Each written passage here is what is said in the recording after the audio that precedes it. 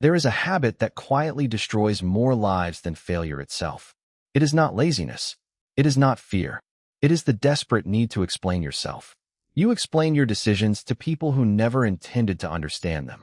You defend your ambitions before those who secretly hope you fail. You justify your silence, your success, your boundaries, and even your happiness, believing that if only they knew your reasons, they would finally approve of you. They will not. I am Niccolò Machiavelli, and if there is one lesson I learned while serving princes, generals, and rulers across Italy, it is this. The moment you begin seeking permission to live your own life, you surrender the very power you hope to protect. I spent years walking the marble halls of Florence, where every conversation was a battlefield disguised as diplomacy. Men rarely asked questions because they sought truth. They asked questions because they sought advantage. A ruler would inquire about another prince's intentions, not out of curiosity, but to discover where his defenses were weakest. A diplomat would praise a man's wisdom only to encourage him to speak longer than he should.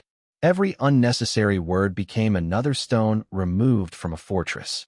Every explanation became another map handed willingly to one's enemies. Yet centuries later, I find that little has changed. Only the costumes are different. The royal courts have become offices. The kingdoms have become corporations. The whispers of noblemen have become conversations on glowing screens. But the human heart remains exactly as I remember it.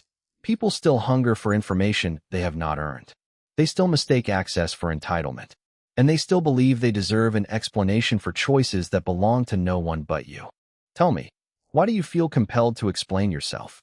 Is it because you believe your reasons will change another person's mind? Or is it because somewhere within you lives a quiet fear that perhaps they are right and you are wrong? The need to explain is rarely born from confidence. It is born from uncertainty. A man who stands firmly upon his principles does not feel the need to defend every step he takes. He knows where he is going, even if no one else understands the road.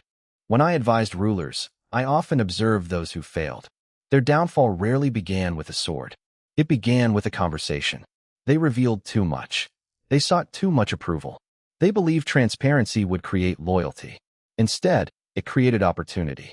Their rivals learned what they feared, what they valued, and what they hoped to achieve. With that knowledge, defeating them became simple.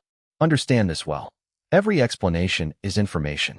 Every piece of information can become a weapon in another person's hand.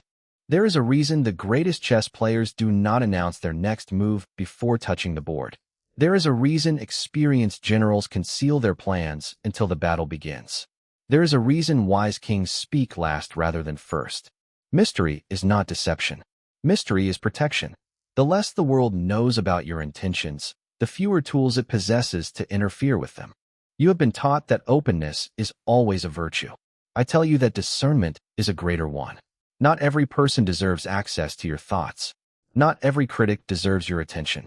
Not every accusation deserves your response. There are battles won not by speaking louder, but by refusing to enter the argument at all.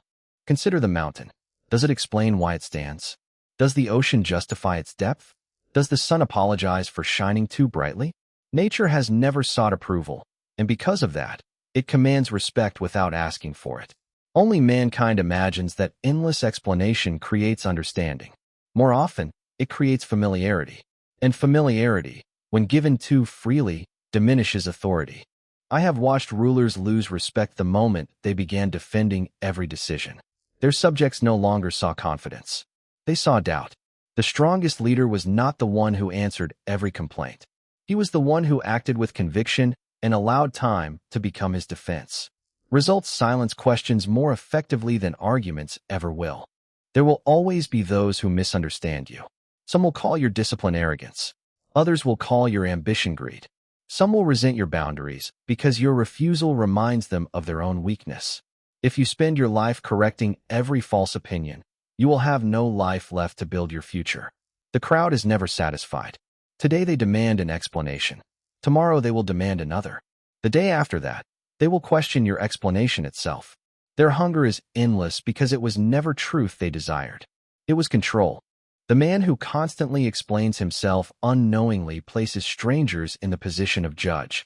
Every sentence becomes a plea. Every justification becomes a request for approval. Slowly, without realizing it, he allows other people to decide whether his choices are acceptable. That is not freedom. That is dependence disguised as politeness. Power begins the moment you realize that understanding is a privilege, not a right. Those who have earned your trust deserve honesty. Those who have proven their loyalty deserve openness.